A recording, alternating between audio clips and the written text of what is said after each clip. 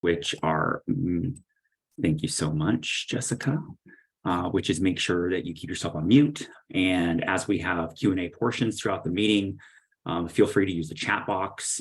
And if for any reason you need to place the call on hold, and you are disconnected, just pop back in and we will get you connected. And with that, excuse me here.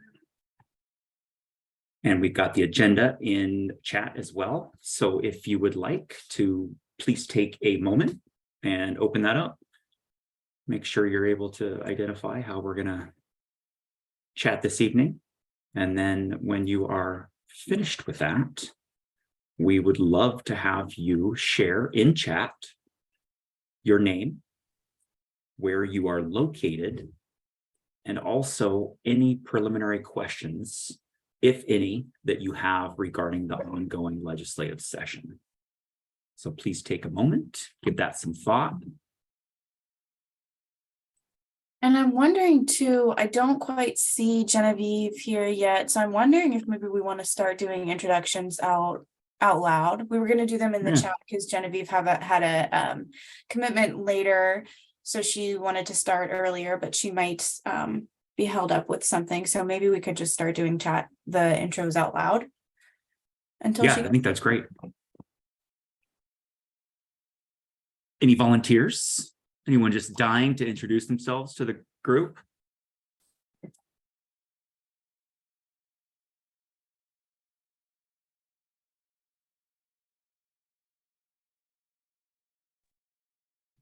I'm happy to start.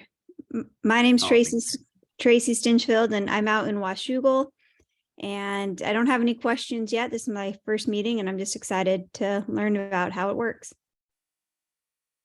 Great. Thank you, Tracy. I'm glad you're here. Please don't be shy. We'd love to. Had to find the unmute. Oh, thanks, Mary. Hi, I'm Mary McGoy, and I'm in Marysville. And this is my first parent advisory group in a very, very long time. I've been licensed since early 1990. So been around for a while. And I'm happy to be here. Oh, that's good. Welcome, Mary. Thank you. Thanks, Mary. Just curious, licensed to be a foster parent? Is that what you're talking about? I'm sorry, what did you say? Licensed to be a foster parent? Okay, awesome. Thank you. Yeah. No, I've been licensed as a foster parent. I've always been licensed through a private agency, and I've always done therapeutic level kiddos, BRS kiddos, the ones that nobody else wants. I swear that right here somewhere here, I never can see it, but placement always knows if a kiddo has ankle braces, they say, oh, call Mary, she can handle them. So I don't know. Anyway, I also work with FPAWS and have been doing that since 2003, 2004, somewhere around in there. So it's been a while. That's great. I'm glad you're here.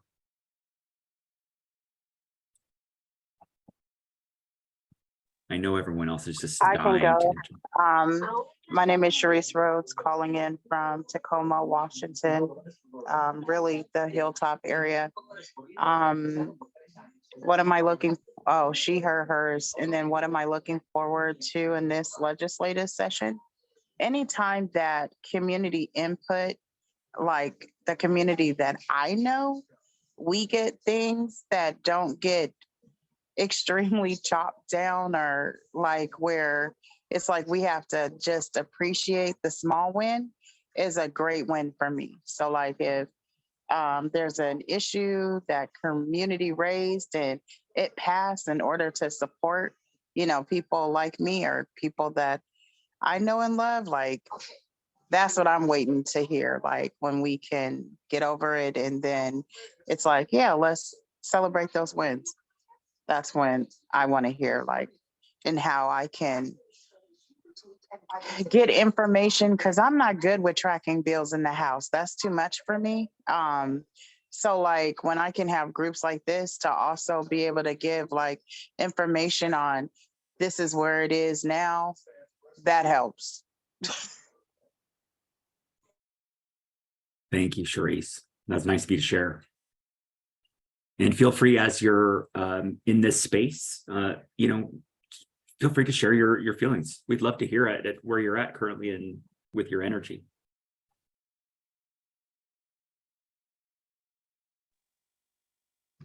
Hi, my name's Natasha and I'm in Kitsap County. And I, I'm not sure what I'm looking forward to this session. I will just let you know that I've gone back to school and I have 2 classes and it's all online, and I haven't done this in 17 years. And I think I'm gonna die. I know I won't, but I feel like I'm gonna. That's good. Good on you, Natasha. That's fantastic. Well, get comfortable with being uncomfortable.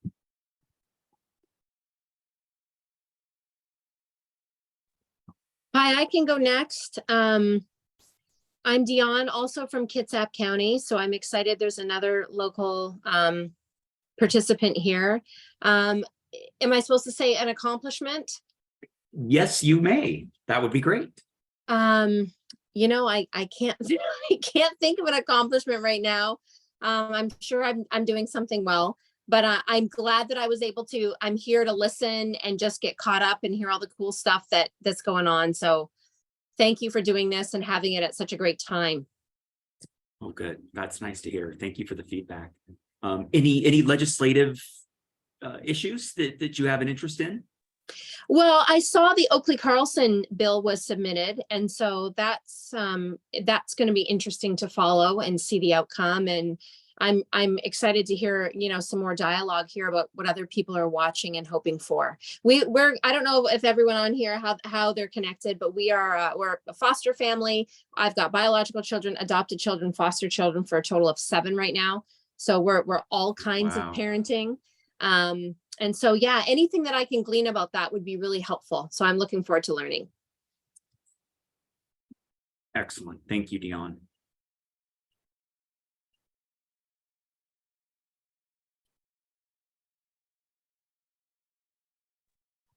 I can go next. My name is Tammy England, and I am in Thurston County, Olympia, Washington.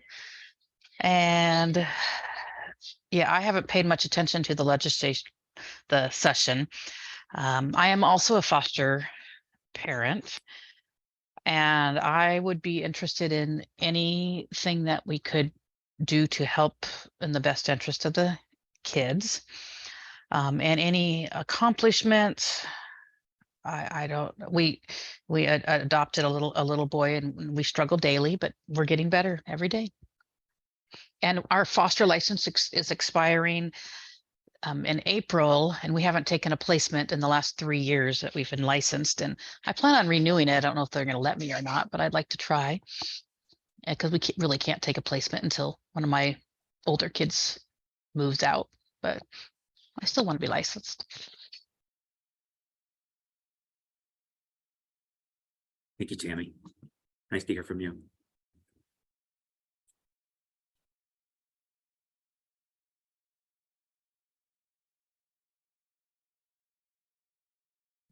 Have we got everyone? I can go next. So hello, everyone. I'm Tiffany Yvonne, and I am in Pierce County actually today. And I am the mother of a wonderful 10-year-old who's about to be 11 in March. And so my one and only, my little love muffin. And successes or accomplishments. I guess 2 things come to mind.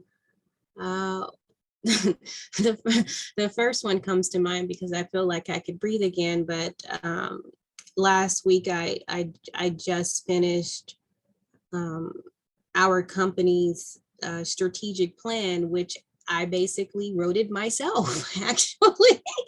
and I was laughing at myself last week because I was sharing it with one of my staff, and when I opened up the document, it said I looked at this document like 110 times. So when I was done with that, I felt like I could breathe again. And then my second thing that comes to mind is my little beloved and I, we had a rough last week. And so this week, it's just like we've turned a whole new page, and you have those moments. I'm like, oh, we're in love again. Oh, I'm just loving this. I'm eating it up. So that just lights up my heart. It makes me so happy. My little below is probably one of my favorite. He's absolutely one of my favorite humans on this planet. And maybe I'm biased. But in legislative season, I can't say I have any particular bills right now that are like lighting me up, like, oh, I'm following this or whatnot. I am interested in some of the proposals about allocations, particularly in helping most impacted communities. One particularly communities that have been disproportionately impacted through the criminalization with like cannabis and whatnot. I'm also interested in some of also in the environmental, addressing some of environmental racism that's also happening. So those are some things that are interesting that I'm following lightly. And the last one is also childcare, because childcare is still very much a crisis. It is expensive.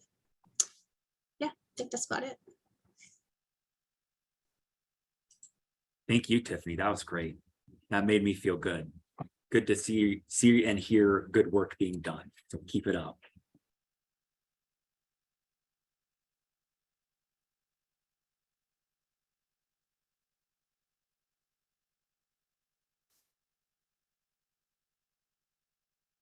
Trying to see if we may have someone in. If we could, Munchkin 262. We'd love to hear your name. If you're more comfortable, you can of course place it in chat. That's completely fine. It does also help us identify who attends. Oh, hello everyone. How are you all doing? My name is James. I'm out in Ocean Shores. Right now, I'm a full-time paraeducator at my local school, so I'm helping them out. And I'm actually looking for my teacher's degree or my certificate so I can expand on that. Right now I'm at the elementary, but I might be going up to the high school and junior high here in the next month or so to explore that opportunity. That's For good, family, you know, I got one more kiddo that I'm adopting, and I should be adopting him either this year or maybe the end or beginning of next year. It's on a touch and go basis on that one. Other than that, yeah, I can't think of anything else offhand.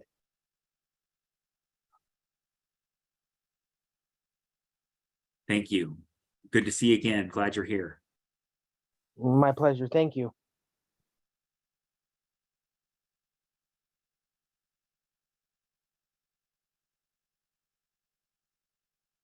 Well, how about I'll take the opportunity to go. My name is Eric LaFontaine. I am located in Lakewood. I am on the DCYF community engagement team.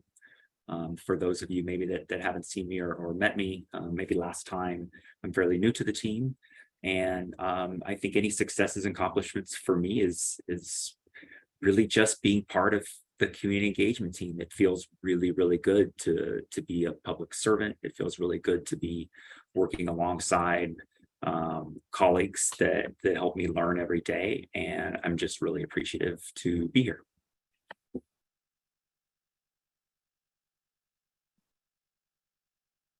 Namaste.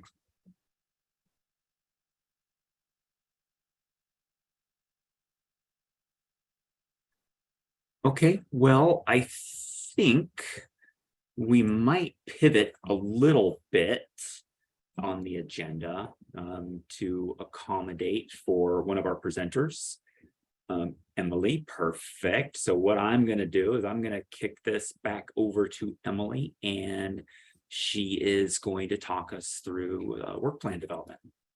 I Emily, think it's all yours. Genevieve might be on. So Oh, good. Genevieve, Oh. are you on? I see someone called in. I think that might be Genevieve. Yes. Okay, Yes, so we I'm on. do have Genevieve, so we can go ahead and start there. But Pivot back. sorry, actually, before Genevieve starts, Genevieve, we've been talking a little bit about some bills that the group is interested in, and I can pull up any bills too. I know that you are on the road. But one that was mentioned in the survey was the working family tax credit, expanding the ages for who is eligible for that. And we've also heard mention of the Oakley Carlson bill and the bill for free lunch for public school students, sponsored by Representative Riccelli. But again, I can pull up any of those. I know that you don't have your computer right in front of you. Yeah, so hello everyone. I apologize. My name is Genevieve Stokes and I'm on the government affairs team here at DCYF. I am actually driving home from Olympia, doing work for session back to Seattle. So it's a long day. So I apologize that I'm not there with you on the computer, but happy to be here with y'all. So I can touch on a little bit of where we sort of are in session and sort of what's on the horizon, and then we can talk through a few bills, and I can, Emily, if you'll keep that list, and we can revisit it in a second here. So, and Emily, can you just give me a verbal thumbs up that you can hear me okay? Yep, we can hear you great. Thank you. Great. So we are in the third week of session, although to me it feels like we've been in session now for several months. It's a very busy time. And right now we're still in the phase in session where lawmakers are allowed to introduce new bills. So every day new bills drop, and so that will continue until February 17th on or about. And so it's more of a long game because it's a long session. When I say it's a long session, that's because it's a budget year, and I apologize for if some of y'all already know this, but just making sure that every other year is a biennial budget. So the session is longer, and they do the 2-year budget, and so it's a bigger sort of higher stakes year. So new bills are being dropped right now. We have still a few more weeks of that to come. Then we won't see budget proposals from the House and Senate until I think March. So we've got sort of a long haul, which in the grand scheme of things, I know 2 months doesn't feel that long, but a lot of things happen between now and then. So I don't have any sort of crystal ball on what the House and Senate budgets are going to look like. But we did do a really great presentation a couple weeks ago on what was funded in the governor's budget. And so Emily, if you haven't already shared that slide deck with this group, I'd recommend that because that is the starting point of where the legislature starts building their budget, is the governor's budget. And many of the things that we asked for related to early learning did make it in the budget. It was a very good year. We asked for over $1 billion items related to early learning and childcare. We did not get $1 billion, but we did get things like the rate increases for working connections childcare up to the 85th percentile, a 40% rate increase for ECAP, increases to the childcare and ECAP complex needs funds, increases to the equity grant,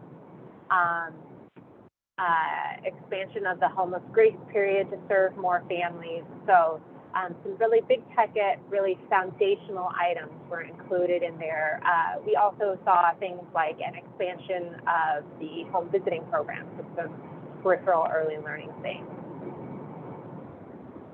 So where we are now is that there have been several bills that have been introduced that have to do with early learning. It's probably not a coincidence that those bills look similar to some of the things that DCYF proposed that weren't funded in the governor's budget. Those, you know, that becomes public record. And so I think some lawmakers have sort of taken up some of that. So We have a bill that increases working connections eligibility for childcare providers up to 85% of the state median income. Right now for working connections, it's 68%, and it increases it to 85%.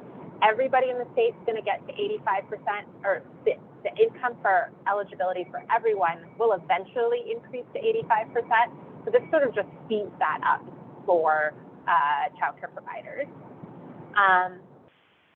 There is a bill, and I am on the road, but Emily, I'm happy to send a bill list afterwards of just early learning related bills. There is a bill that increases eligibility for people who are participating in the first year of a state or federal funded apprenticeship program. So that would give them greater eligibility for finding care in the first 12 years, which my understanding is that's a time when a lot of people drop out of apprenticeships because they can't find childcare. There is a bill that also helps to look at the child care worker pipeline and has some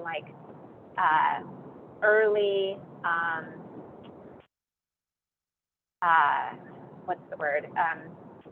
high school student education.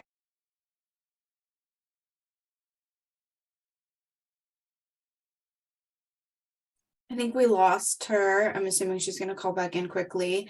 I know this is a lot of info to just hear without a visual, but so far on any of that, does that bring up any questions about the legislative session, the process, or any specific bills you want us to add to our list that we can keep track of for you? I see a list of the bills she was talking about. Yes, I will ask her for that. I'm also, as you guys have been talking, writing a list of the bills that you're mentioning so we can update you with where they are in the process.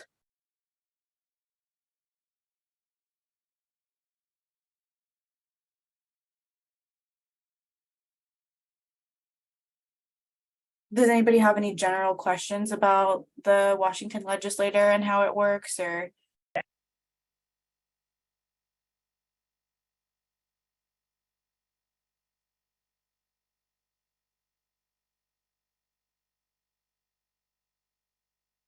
So I do. This is probably basic.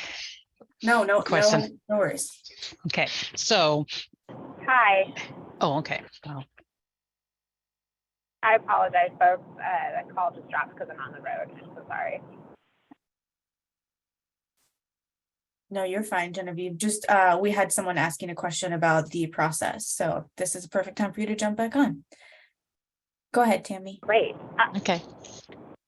Yeah, my question was, so bills are presented, and then are they voted on by the time March comes around? Is that what happens?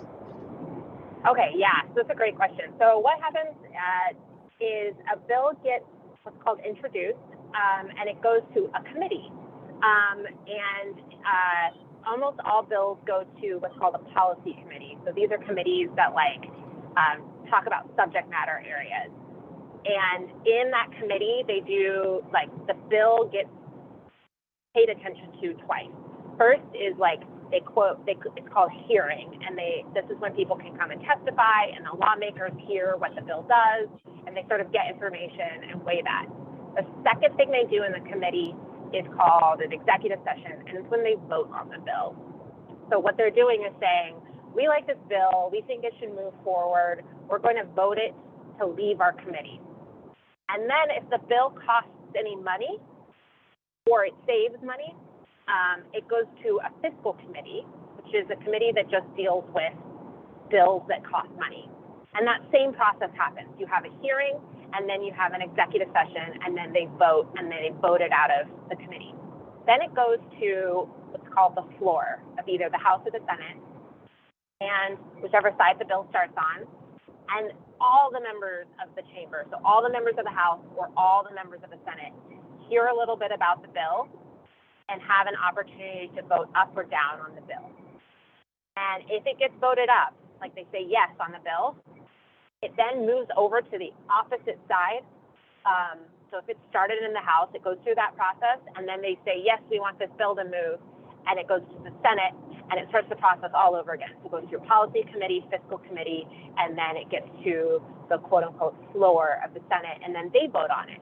And if the bill at that time looks different, like there's been changes made to it than when it left the House, then they go through a process where they try and agree on what the final bill thing says. That all takes place. There's deadlines within there that they have to hit each of those points. But we have until April.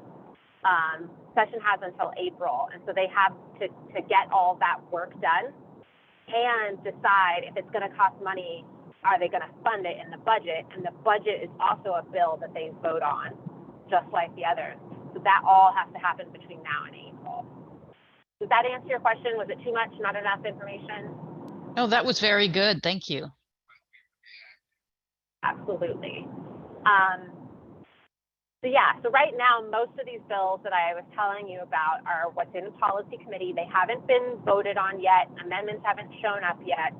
And so we're sort of watching along. Our process, just so y'all know, on these bills is we have like a whole cloud-based tracking system where a bill comes through, and our job is to say, okay, does this bill impact the work and the clients of DCYF? If so, how?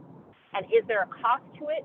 And like, is it feasible to impact? Can we do this? Does it fit within our racial equity plan? Does it fit within our strategic plan? Do we have concerns? And then we are asked, okay, the legislature says, we think this bill is going to cost money. How much is it going to cost? And then we're tasked with telling the legislature, in order to do X, we need $40 million, and here's why. So that's sort of our role here, is we can tell the legislature if we have concerns on a bill. We don't get to go up and say, rah, rah, rah, vote for this bill. Like, we're not allowed to do that. We can talk about like the benefits the bill might have or the concerns we might have, but we are a governor's office. Like, there's many agencies. We're a governor's agency, and so we have to sort of follow the governor's office. And if something's not in the governor's budget and not a bill that the governor approves, we have very limited ability to go up and talk about it. And we are not lobbyists, so we're not allowed to go lobby on a bill. We can only give some like factual information when we're asked a question. But that's what we're busy doing right now, is reading the bills and figuring out, does this bill actually conflict with something else? Is this logistically not possible? And how much is it going to cost to do it? So that's sort of the process that we're in at this moment. I think I got through the highlights of the early learning bill, like some of the major ones that I wanted to cover. Emily, do you want to, well, let me pause to see if there's any questions about the process and stuff, and then we can revisit those bills that Emily mentioned when I first hopped on.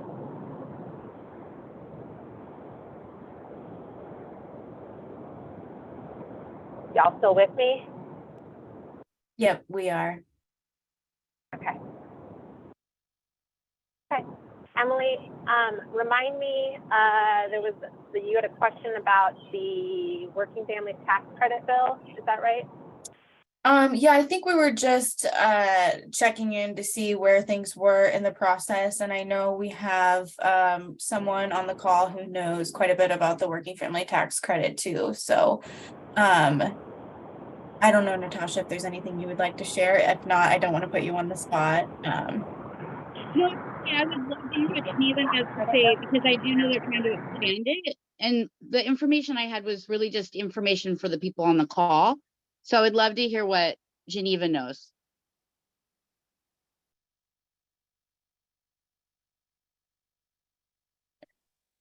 We lose her, she'll come back, I guess. I think she's just muted. Genevieve, you're muted.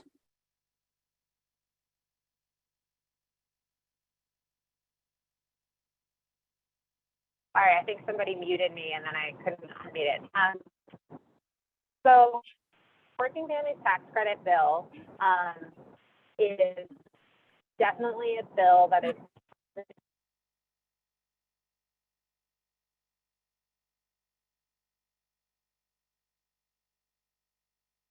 of like the work that we do. We recognize that it would have positive impact on the families that DCYF serves. But it is not a bill that like we're weighing in on or that we would have a cost associated with it, if that makes sense. And it is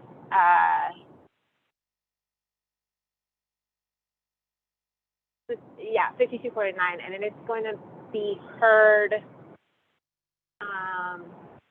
Sorry, I'm looking it up, or I'm having my co-pilot look it up really quickly.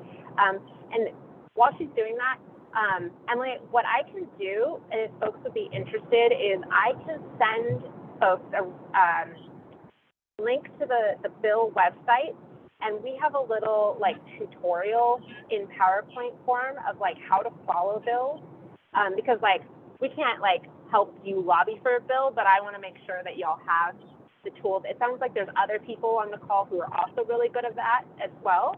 So I want to recognize that you have some peer support in that, but I'm happy to that you guys, if you hear of a bill that you're interested in, you have some like how-to guides, like how to find it, how to figure out when it's going to be heard, how to decide if you buy, all of that information. If that is of interest to folks. Yeah, I'm seeing some head nods, so that would be great.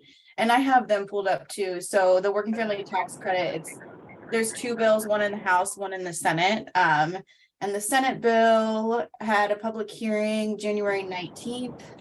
It's not currently scheduled for executive session, which would be the next step, if I'm right, Genevieve. Yeah, so that's when they would hear it. And yes, it's got it pulled up at the same time as you did, Emily. And so the reason, so that's called a companion bill. So it means like it's the same bill. It starts its life the same in the House and the Senate, but like from here on out, it could be changed in one. It could be changed to the House and not in the Senate, or changed in different ways. So that's why you see two bills, two numbers that do the same thing.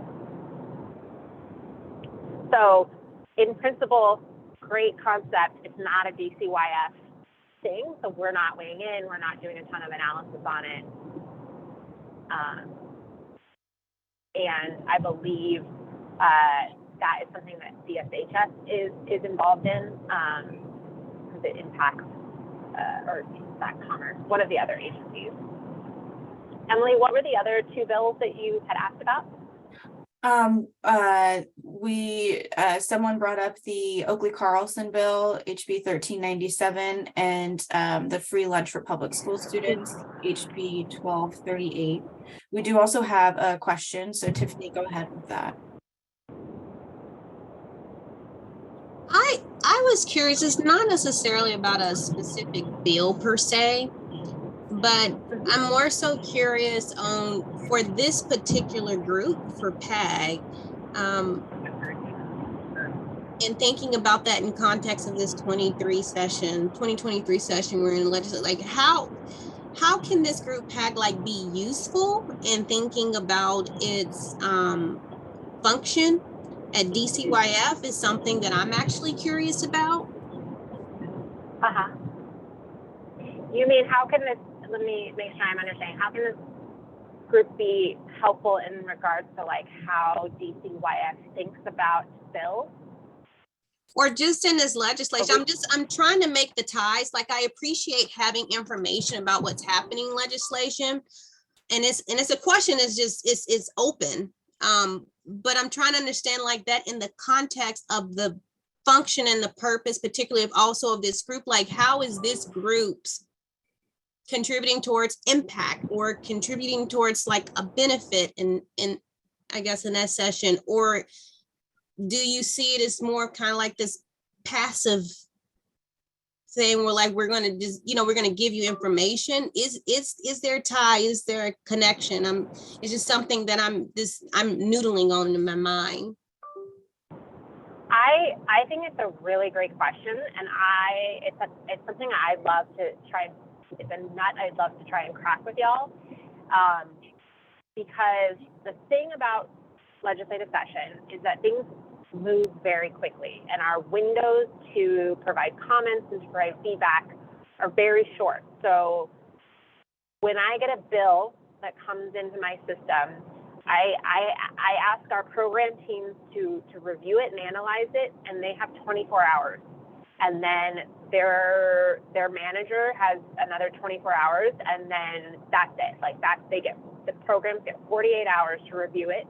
Same thing if we get a request, and it is not a process that is conducive to a lot of community collaboration. This is why people pay lobbyists a lot of money to like deal with this for them.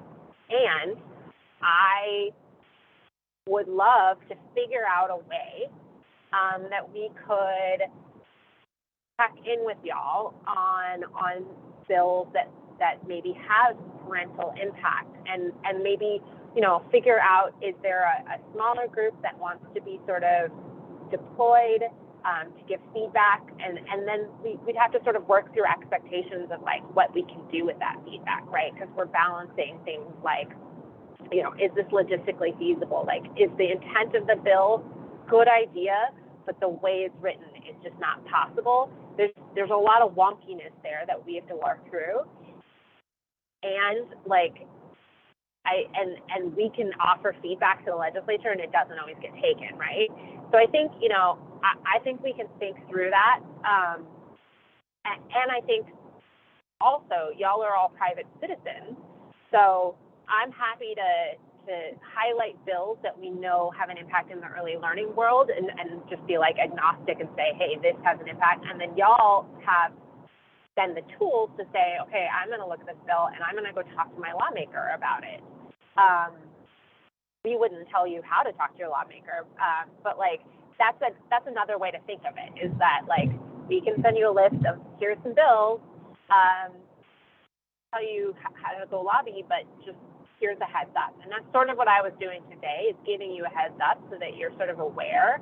And that's why I wanted to send y'all some tools of like how to find the bills, how to track them so that you sort of see. I can't be your lobbyist, and like I'm like, but I can try and find ways to at least get you well equipped to be able to think through some of these things on your own. That's a couple of thoughts I had there. I think too, if I can shed some light, like at this stage, I think our intention was more informational about the legislative session, but part of what you're asking, Tiffany, I think would be really beneficial if we had Genevieve or someone from government affairs come back in the fall when DCYF starts to look at decision packages and preparing for the upcoming session. Is that right, Genevieve? Well, I mean, we start working on decision packages for the 24 session. I'm going to start that process in March. So we'll want to come back to y'all in the spring and summer to say, here's what we're thinking of putting forward for our ideas for next session. But that's different than like all these bills that I've been rattling off. Those are not our bills. So it's like a little bit harder. We have a lot of lead time on the things that we're going to ask for. And I think absolutely keep coming back to y'all, getting your reflections on those, having some iteration with y'all on those things. And it's just that the timelines and our ability to like connect on the bills that are just popping up in session that aren't ours is a little bit shorter. And so I think continuing to think through, you know, how we can have the connection on the session part.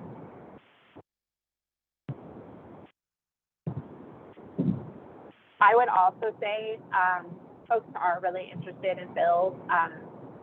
Moms Rising is a parent-led organization that advocates a lot on behalf of parents in childcare space, and they're like an organization that has a lobbyist and all that stuff. And so if you are more wanting to like be involved on the sort of legislative route, plugging into and using your voice with an organization like that can be an effective way to plug into the legislative process as well. It is not the easiest process to plug into. I'll be the first to acknowledge that, and that's why, as much as we can at least share information with you, I'm happy to.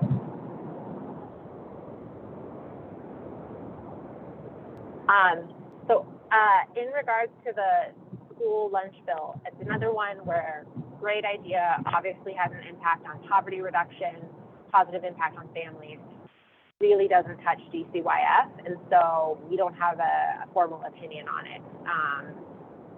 But we are one of the agencies in the sub-cabinet on intergenerational poverty, and so we are poverty reduction, and so we recognize, you know, that it is it's a poverty reduction tool.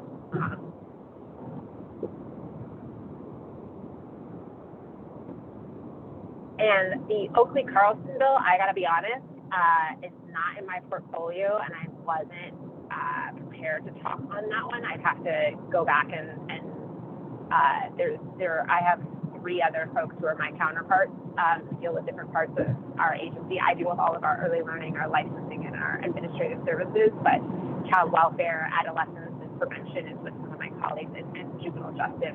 So I don't know that I have anything probably useful to say on that bill, unfortunately. Thanks, Genevieve. We can connect with the group on if there's any specific questions on that and get it to you or one of your colleagues for more info. I can share that on the legislator's website, it was referred to the Human Services, Youth, and Early Learning Committee in the House, and no action has been taken since then. Yeah. Other questions about the process, about bills folks are hearing, about our budget proposal items? Anything I can shed light on? Go ahead, Mary. I saw recently the governor's, what is it called? The policy level caregivers placement supports piece that was sent out, and in there it talks about a new rate system for reimbursement to caregivers, a 7-level rate system. It talks about how there's going to be supports, but I don't see anywhere in it. I mean, I see the dollar amount asked for by the department for the budget for that system, and you know, I've seen some things in there that I like. I like that they're going to. It says that they're going to provide more services for caregivers, which everybody would gratefully receive. And I see that private agencies are going to get a big boost in the amount of money that they get from the department when they place children with a private agency versus placing them through the department, which I think has been needed for a long time. But I don't see how this 7-level system is going to what it equals in dollars that's going to be paid to caregivers. I mean, I'm familiar with the rate system, levels 1, 2, 3, and 4 for care, that's reimbursement rate for caregivers for kids in care, but I don't see where that, how does that equal in the new system? What am I going to get paid for a kid that's like a level 3 kiddo, a kiddo that has behavioral health issues and physical health issues?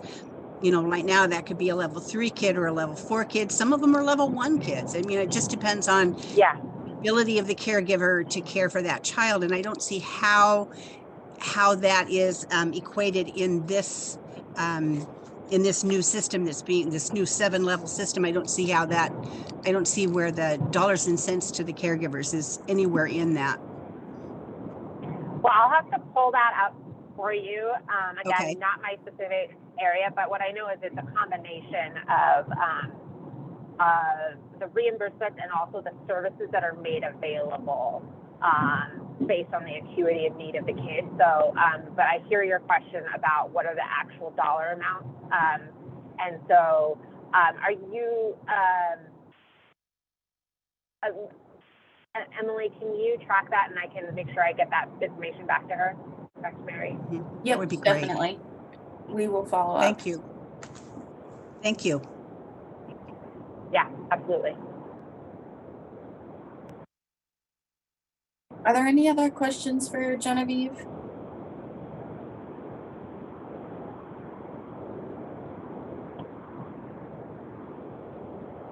So I'll say, if you do hear of another bill that you have questions on, you don't have to wait till the next PAG meeting. Email Emily and she can connect with me and I can get you what information I have and what information I'm able to share based on just like what I know. In the meantime, I will work with Emily to get y'all those resources to sort of help y'all know how to, for those of you who are less familiar, sounds like some of you are very familiar. For those of you who are less familiar with the process, get you some sort of how-to guides and how to follow along with Bill yourself. Great. Thank you so much, Genevieve. Yes, and thanks for your patience with me being on the road. It's just been in Olympia all day. It's been a long day, so thank you all for hanging in there with me. Yeah, definitely. We know session time is crazy for you, so we appreciate you taking the time. Absolutely. Really happy to be here and look forward to seeing y'all again. Thank you. All right. Have a good evening, everyone. I realized we might not have shared since we kind of like got on late. Genevieve Stokes, that's who that was. She's one of DCOIF's public policy advisors. And I just want to, I know there were several things going on in the chat, so let me scroll back up. So we have Lupe, who's a fellow with Moms Rising. So if anybody wants any more info on that, it sounds like Lupe would be a great person to connect with. And parent ambassadors. Did you want to share more about that, Natasha? Yeah, I talked about it on the last call. Lupe is a parent ambassador alumni, and so is Sharice, and so is myself. And I'm a alumni, and I'm also a current I'm a coordinator. So I currently work with the program, and if I wasn't so distracted by school, I could have brought all sorts of different things about the session, but I'm glad somebody else led the conversation anyway. So, but I could definitely help, and we could do something. It's so easy to track bills and find them once you know how. I feel like our website for the government is pretty user friendly once you get the hang of it. So yeah, if we wanted to do that. I don't know when our next meeting is. It might be after session. So, but we will have one more meeting while session is still in session, while session's still going on. Our next meeting is March 22nd. If you yeah, wanted to plan something, to be super easy to share your screen and then walk people through. Actually, I can do that right now too, since we've talked about some specific bills. Yeah. Do we think that would be helpful, or do we want to, I know there was some other stuff in the chat talking about if other people want to share some things that they heard that are going on with communities that they're involved with. We have about 5 to 10 more minutes on this topic, so we can either do a quick run through of the website or just take a chance to hear what y'all are connected with.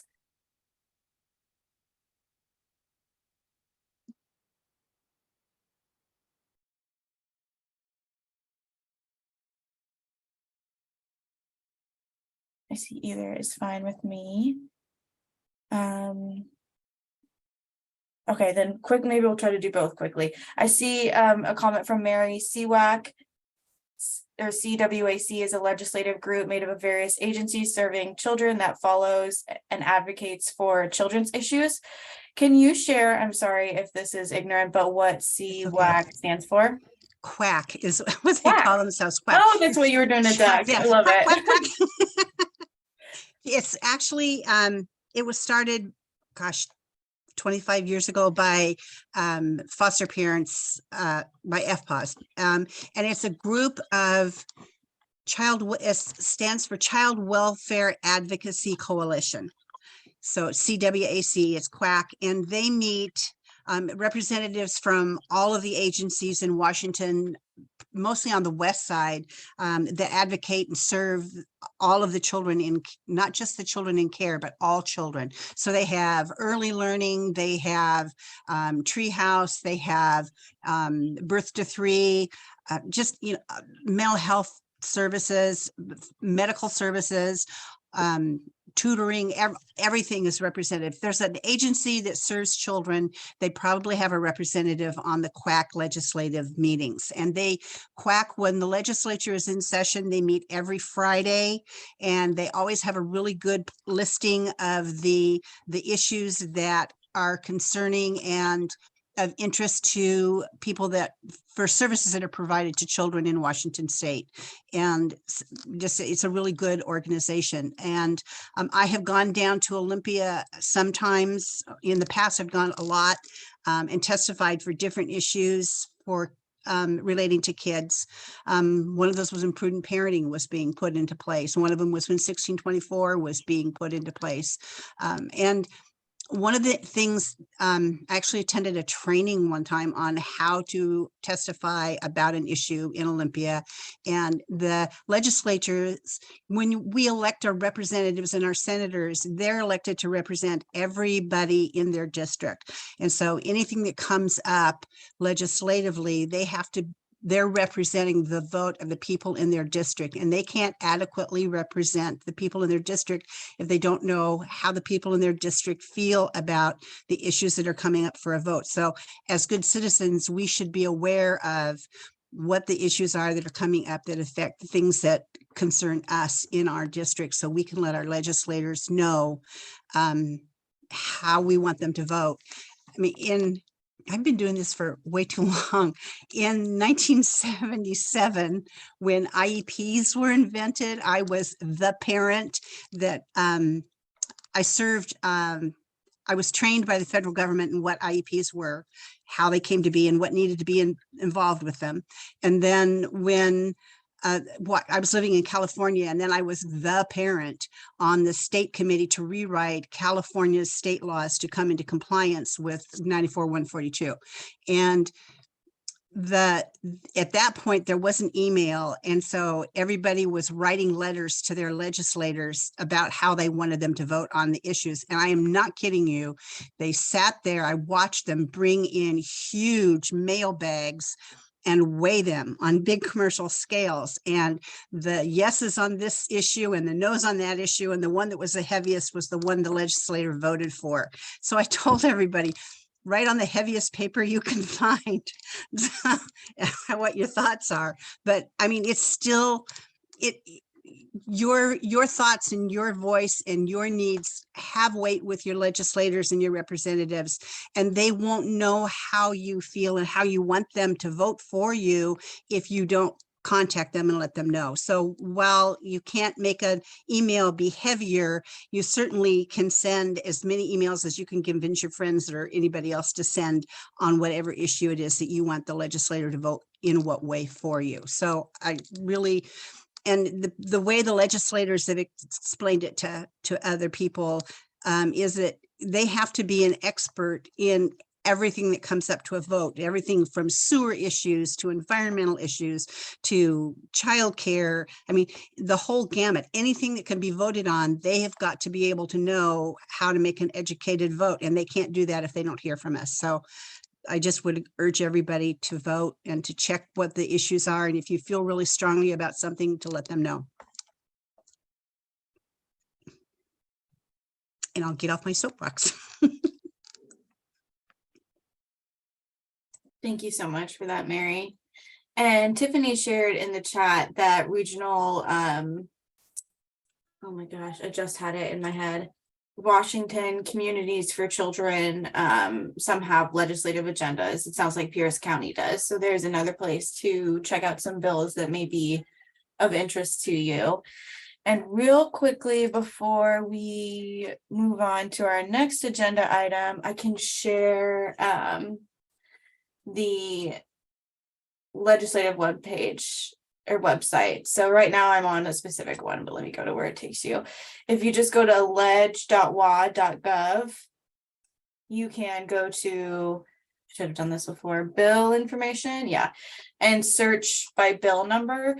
So if you know the bill number, then that's great. You can just type in the bill number. If you don't, my way to do it, and someone may have a better way to do it, so feel free to share. Like someone mentioned the free lunch bill. I will literally just Google free lunch bill, Washington. And if you happen to know a legislator who's involved, you can add their name. And then I just like get the numbers from there. So yeah, this is 2023. That's how I found HB 1238, and the companion bill is SB 5339. So you can just type in the number. Providing free school meals for all. And then you can see the sponsors, where it's at in the process. So it's just been introduced. And if you scroll down, there's the bill history. So right now this bill is scheduled for an executive session on January 30th. And you can even pull up the bill text if you want to read 35 pages of bill text. So that's kind of just a quick overview. There's also ways. There's a way to track it also. If you just go to, once you know the bill, if you just go to leg.wa.gov, and then in the lower right hand corner, it says track legislation. And you can track bills there. You can also create an account and then sign in, and then you can go and use that account to sign in yay or nay on things. And to testify if you'd like. I know that, it's maybe can seem overwhelming if you have never done it before, but I would recommend anyone just go to leg.wa.gov and start if they have a little bit of time, and you'll go down the rabbit hole a little bit, but it's not too hard to figure out, I don't think. Yeah, you can find who your legislators are. And we can share that in the follow-up email as well. And if you guys ever have any questions about any of that, like Genevieve said, we can't tell you, like what to do about something. But if you want to know, like, who are my legislators? How do I find this? How do I find where this bill is? You can always email us at the community engagement email, and we can, if we have the answer, get it to you. If we don't, we can connect you with the person that would have the answer. And I would agree with Natasha. I think it sounds overwhelming, but I think also Mary said, like, you guys are the experts in being parents. So, you know, how am I wording this? You're the experts in being parents, and the legislators do want to hear from you, and they should hear from you because they represent you. So definitely encourage that. Are there any other questions or comments about this topic before we move on to talking about the work plan and recruitment? I was going to let them know too, on that same opening page, leg.wa.gov, right at the top it says like scheduled hearings and 4 sessions, and you can change the date and you can see what's happening today, tomorrow, all the way through anything that's scheduled. But then you can go in and let's say you're like, that the bill that you're trying to find is or you're just interested in what's happening in a certain committee, you can select that committee and you can see what they're doing.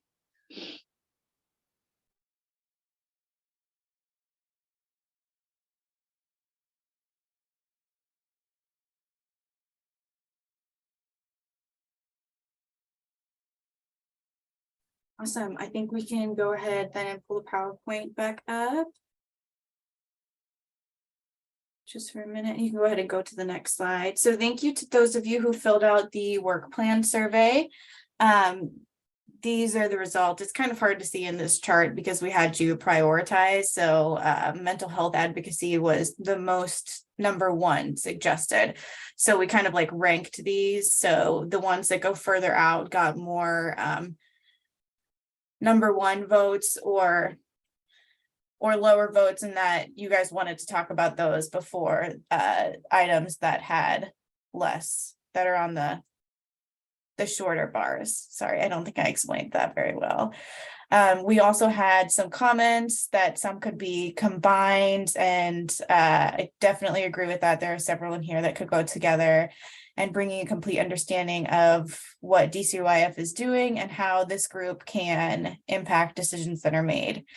This is also where someone brought up the child tax credit and the legislation on that, and some early learning legislation. And someone commented that they come to mind less instantly than this, which we totally understand. If you ever have a topic that you would like to be included in the work plan, you can always email us and we can bring that to the group and try and get it on the schedule at some point. And access to daycare for children with special needs and affordable access to legal services for caregivers of people with disabilities. So that's kind of where these items fell within our work plan. It's on there. I think what we're going to try to have soon is the Office of Innovation, Alignment, and Accountability come and chat with you guys about some data that relates to any parent in Washington State and the work that DCYF is doing. And then you can go ahead and stop sharing and bring up the Jamboard, Jessica.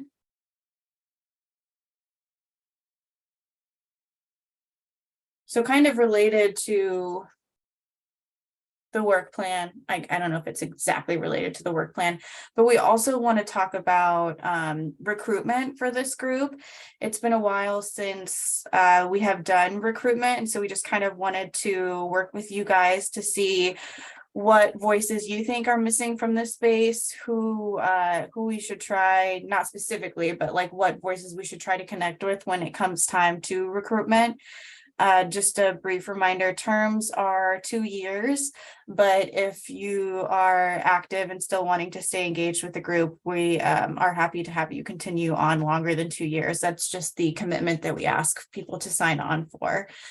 So Jessica just put the link to the Jamboard in the chat. So if you have things you want to add to this page, you can do that anonymously by, do you want to kind of hover your mouse over it? Yeah, thank you. You can add a sticky note, and if you click on the sticky note, it'll bring one up and you can add what you think. And then if you hit cancel, it'll go away. If you hit save, it'll show up. So if you want to add something, it'll be anonymous if you do it that way. If we also just want to, if you want to come off mute and we can start just kind of having a brainstorming conversation, I can type for you guys as well. So one thing that I added based off of some conversations that we've had recently, it sounds like a lot of the group does not, and I could be wrong on this, so jump in if I am wrong on this. It sounds like we don't have many or maybe even any parents who have children who are in licensed daycare centers or licensed family home care. Is that correct? Or is that a voice you guys feel should be here? And Natasha, yes, if you click on that link, it works better in Google Chrome because it's a Google app. But yeah, if you click on that link, you can write in yourself, or if you don't want to do that and you just want to share either in the chat or verbally, I can take the note for you. Oh, yeah. So it is in there. Hey there, I've got kiddos that are in licensed childcare, and it's actually, this is in Kitsap County in Silverdale and Paulsbo actually. And it's actually a daycare that was started by a local foster mom to meet the need. And so that's been very beneficial. She holds space for children in foster care, and you know, it's just a beautiful environment. And she's very flexible with visits and drop-offs, where in the past, you know, it's been a bit of a challenge. Yeah, thank you, Leon. What other counties did you say? Kitsap?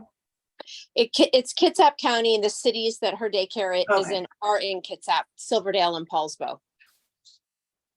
Okay. So I guess that's not missing, but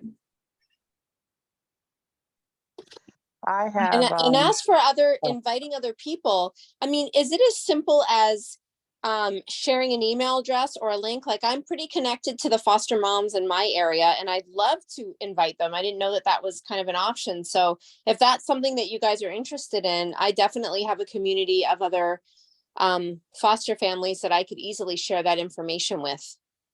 Yeah, so this advisory group is completely open to the public. Anybody can attend. We do share the meeting info, like link and Zoom info on the parent advisory group webpage, and you guys are more than welcome and encouraged to share it with anyone in your network who you think could be interested. We do also have a specific membership list, and so not all attendees are, well, it's open to the public, not all attendees are specific members. So if there was ever something that needed to be voted on, that vote would only be for members. We also mostly meet online right now, but we're going to be moving forward having at least one in-person meeting, and members qualify for travel reimbursement, and we arrange your travel for you. And also with this group, the parent advisory group, you get a childcare stipend. So people who are not specific members would not have access to that. But even with our in-person meetings, it's open to the public, so anybody can still attend those. What is the website that you referenced? I didn't even know there was one. Yeah. Let me put it in the chat. Thank you. We also on this webpage put our agendas and minutes from previous meetings and recordings from previous meetings on the webpage. It also has the specific membership list on there on that webpage. And so, like, just looking at the membership, we have more members, and just because people are members doesn't mean they're necessarily attending every meeting, which is also something that we're looking at for recruitment. If people aren't able to attend anymore, we want to open that space up to parents who are. We have more members in regions 4, 5, and 6 than we do in regions 1, 2, and 3. Lupe, go ahead. So are we looking for Sure. like Pacific regions or Pacific communities that we don't seem like are represented here? All of that.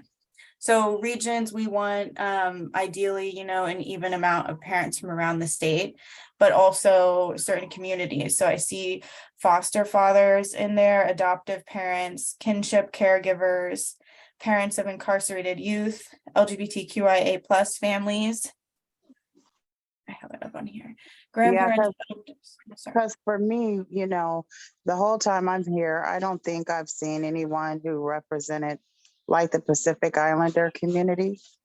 And then and I don't know everybody's background, but like it would be nice to have a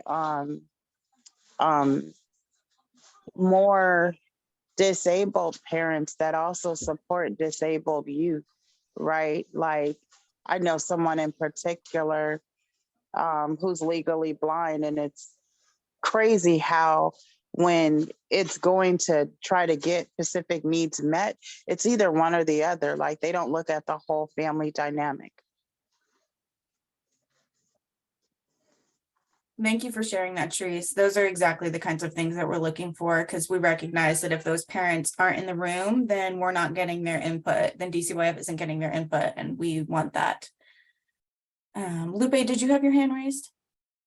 I did, but Charisse basically asked what I was going to ask, because I know when I started in this group, which was way different way back then, they had a specific number for each region that they wanted in the group. And I know that that would change with like the merge.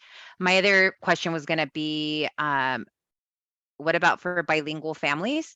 Mm-hmm. So, and for myself representing the Hispanic community, Spanish speaking families who need interpretation.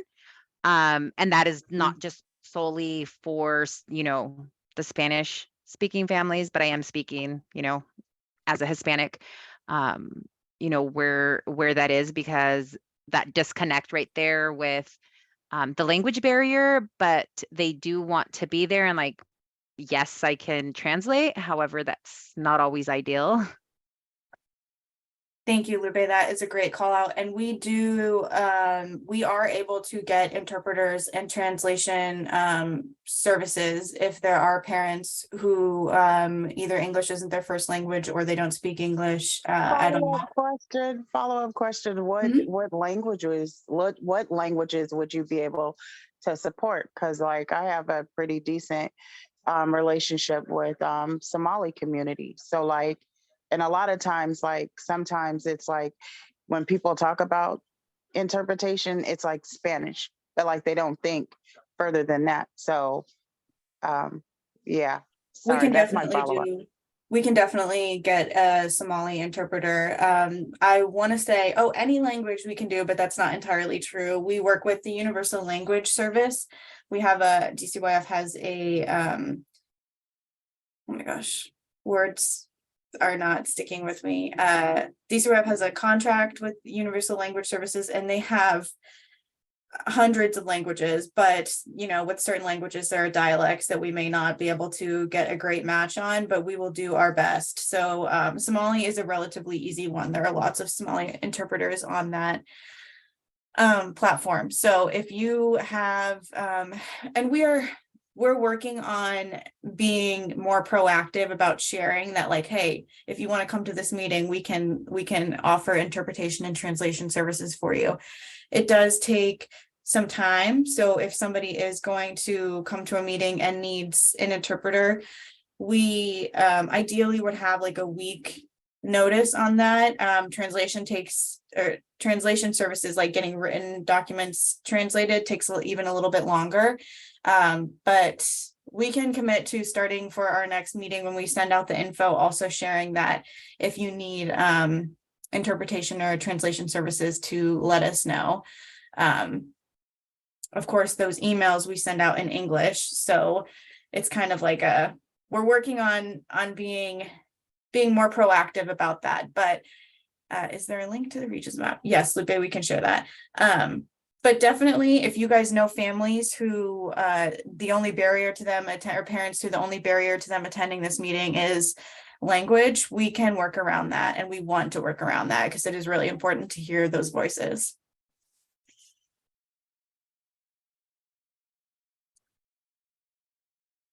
Okay, so I also see families who are immigrants, families in rural communities. And someone asked for a link to the region map. I don't have that handy, but we'll include that in our follow-up, Lupe. A question. Thank you. Go for it. So the question that I have is, one, I'm thinking about that DCYF has several groups that it works with. And I'm curious to know what sometimes are those crossovers for other groups who are also parents. Because one, what I was thinking about is other parents that I've met who are, I mean, we also have a housing crisis, and that's really along the I-5 corridor in our region. That's like even Washington, Oregon. And so I think about families that I've met and engage with who are in transitional housing, or they're navigating houselessness or homelessness. And how do we support folks that even if they want to participate, they might need additional supports to even make that possible? Is that something that's talked about? What does that actually look like? Are there other existing groups in DCYF that maybe there are bridges to be able to make sure that those parental voices are captured, but they're participating in other groups? But that's some of the things in my kind of noodling through my thoughts as well too.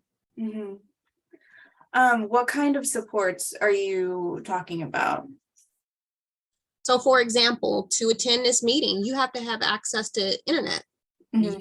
You have to have internet. You got to have some kind of device, whether that's a phone or it's a computer or it's a tablet. So I'm thinking about, you know, that from an accessibility, because I have some specific folks. It's not that they don't want to participate, but sometimes it's not just, you know, just as easy to happen, right?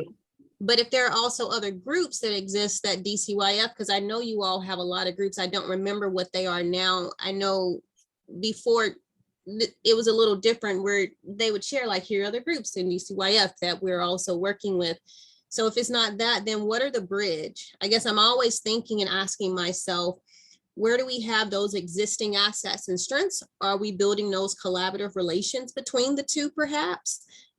And if not, then like, how do we create the appropriate supports that also make sense from those families' perspective so they can be able to participate as well? But things going through my thoughts. No, I really appreciate that. Those are great call outs. Other groups aren't coming to my mind right away, but we can do some looking into that. And I really appreciate you calling out the supports like having a computer, a phone, access to internet. To be frank, off the top of my head, I don't know of any supports that we offer to help people participate in meetings like this for that. But that is something that we should look into because again, those are families that we also want to hear their voice and their input. So I don't have an answer to that right now, but those are good things for us to think about. And I will add that to my list. Okay, I want to be mindful of time. We have about 10 minutes left. One other thing I wanted to, and these are all really great. Thank you. That helps us when we start to think about recruitment, helps us be able to kind of target where we need to go. On the second page of this Jamboard, we also want to check in with you guys on the best way to keep you engaged and for us to get feedback. So like, for example, at the last meeting, we wanted some feedback on the work plan. So we sent out a Survey Monkey, which, you know, again, what Tiffany shared, you would need to have access to a computer and internet to access that. But we did only have 6 responses. So I'm wondering if you guys have any feedback on ways for us to help you stay engaged and help you provide the feedback and input that we know you guys have. So I have some ideas up here like surveys, online engagement tools like Jamboard, which is what we're on right now. Mentimeter is another one that we sometimes use. That's where we do the word clouds. And then verbally, just like in the meetings verbally, or emails or chat function. So emails in between meetings, chat function during meetings. Do you guys have any thoughts on that? And you can think on it too. Oh, go ahead, Lupe, sorry. So for like the surveys, because I actually was one of the few that went through and saw it and I was like, oh, and I filled it out. So I do work for an ECAP preschool program. And so I'm a family support specialist. A lot of the families that I work with are in poverty. When you send out a survey, of course, like if you're a busy parent, like myself, a single parent, and working full time and going to school full time, I just opened up, for example, a survey from the school district. And I kid you not, I am like 20 questions in and I'm done. I'm not even going to finish filling it out. It has to be short and sweet. And then like what I do when I want families to fill out a survey from the, I send them a text link to the monkey link so they can click on it from the text message as well as sending it through the email. I know it's tedious, but we all get busy, things happen, and just that additional reminder. Another app that I like to use, and I know everybody hates apps, or I'm just speaking for myself, but I've really gotten to like to use it because several of the groups that I am working with use it. We use Slack for the communication. So then everything, I mean, they send it on email and Slack, but since it's on some of the groups, it's like so many emails and it's time consuming to go through all of those emails. On Slack, everything is organized, it's there, it's quick, it's easy, and that's what I like. And I also like calendar reminders. I have to agree with Lupe on all of that. I would like a calendar invite so that I can say yes, so that it will show up on my calendar. Because I don't think that that's what, maybe this time I did get it. but in the past it wasn't. I'm not sure. And I would say the other, anything that like the survey or something you want us to look at, a text message, because I often have time waiting in line, doing like waiting for my son or my husband, and I can check a text and I can answer a survey if it's short and sweet. I don't know Slack, but I do like these little like whatever this Jamboard thing is. Like I've done a few where like you can put ideas in and then you can see other people's ideas and then you can even revisit it if you have another idea. Because it's just like a link you can find. I think those are all really helpful. Verbally that takes a lot of time, and I don't even really like to answer the phone anymore. So Thank you, Natasha. Another thing that I use for work, and I know everybody hates like the Google Drive. Sometimes I hate it because I get lost in there. But if you're organized and you have a Google Drive and you have access to it and you have folders within like your main folder that you share with dates and everything is organized and it's easily accessible, those type of things are very helpful, because then if I miss something, I don't have to go through my bazillion emails to try to find like the follow-up link. All the information and links are within the drive and in that folder. And again, I'm just speaking for myself. These are things that have like helped me to be a little more organized with the many, many things that I do. Mm-hmm. No, those are really helpful. Thank you, Lupe. And I see would appreciate clarity on goals/objectives of our group and what we intend, hope our contributions are that make an impact. Then it is helpful to have updates and encouraging. We can definitely do that. We can take some time at the next meeting to kind of give an overview, a reminder of the purpose of the parent advisory group and that sort of thing. I appreciate that comment. Thank you. Can we have a vote?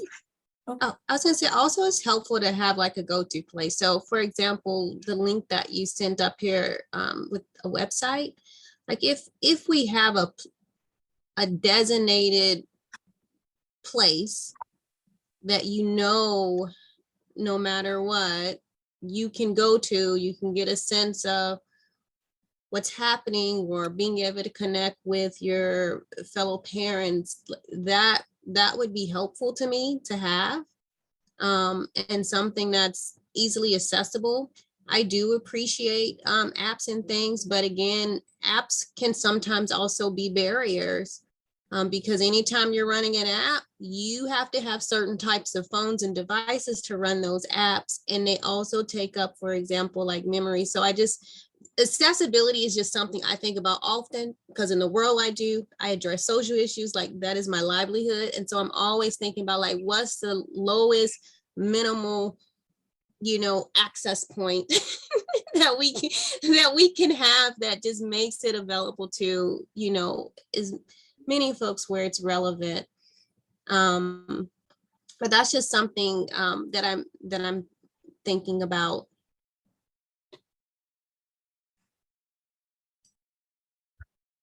Thank you, Tiffany. I see a chat. Yep, and Lupe agrees with you. So that's a good call out. We can maybe look into a website or some place where all of this information lives and you guys can give feedback on. That's interesting. Definitely something for us to think about. Okay. Any final comments on this? Not final. We will send this out with a follow-up email as well. And so it's not final. You definitely can continue to give input, but any final comments on this for this evening?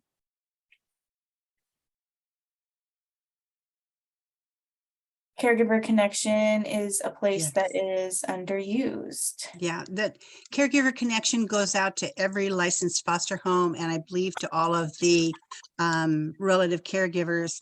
And that's a DCYF publication that goes out, and not everybody reads it all the time. There are lots of Facebook chat pages that are available. Each of the different regions has a you know, they all have a regional chat Facebook page. Your 1624 representatives, if you're looking for people to be a part of a group, you need to be you know, advertising with the people that you're already working with. If you want to get something done, you ask a busy person. Those are the people. If they're not able to do it, they probably know someone who is.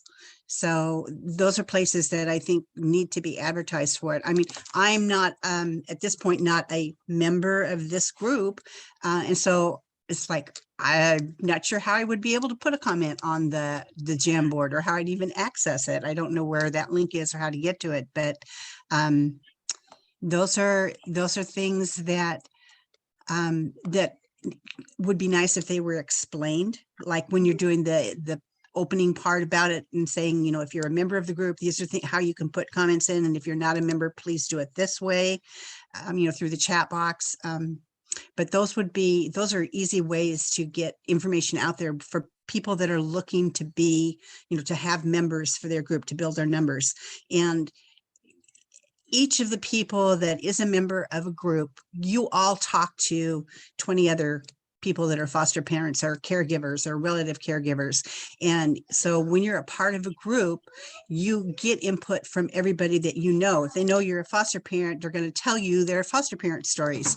And then you bring those back to that group, so that each person that's a member is actually a conduit to their own membership. And, you know, you touch one person, you've got 10 people behind that one person that you're actually, you know, getting information from. So that's what I would do. Thank you for that, Mary. And if you are not getting our emails, anyone on this call, please email dcof.communityengagement@dcof.wa.gov. It's also in the Okay. chat. Copy paste, it's easier. And we can get you added to, we can make sure that you get the emails, or at least share the webpage with you, so you can keep updated on when our meetings are and how to join. Yes, 25 years ago, 30 years ago, when I started, you know, I got a nice little letter that said, please join this committee. and then when they disbanded the committee, I got a sorry, but we're disbanding it letter. So I was really sad to see the parent advisory group go, because it was then, and I believe it should be now, a very valuable asset to the agency as they work, as you solidify things. I mean, DCYF is going through a lot of changes right now. There's a lot of stuff happening, and I think it's going to be really good for the kids in Washington State. I see good things on the horizon, and I really appreciate and applaud everybody that's here, because you're a part of that change. Whether you think you are or not, you're just being a part of this meeting. Everybody here is a part of the change that's going to make things better for kids in Washington. So my thank you to each and every one of you. I have one last thing to say, and it goes to this engage, the word engage, and thinking about how that sits and resonates for me. And I feel emotional thinking about this, but for me personally, I feel like oftentimes parents are so underappreciated and undervalued and not recognized for all that they do and give. And I think when parents are showing up, and not just parents, caregivers, basically people who are those adults who saying, I am making a commitment to be in this child's life. I am willing to serve in that role, right? Finding ways to recognize those folks, to me, when I think about engagement and engaging, would be important. There are a lot of people having challenges and struggle. Like, what are the ways that for whatever dollars are, for example, being used towards this group, that we can give back, whether that's even gift certificates or things, but to recognize folks when they're showing up and they're giving of their time would be something that definitely hits my sweet spot when I think about that word, to engage. Because it's like they're giving so much in their busy days, but also how can we give back and to nourish these folks who are nourishing, you know, literally like our future. So that's my just last thought. This was sitting with me.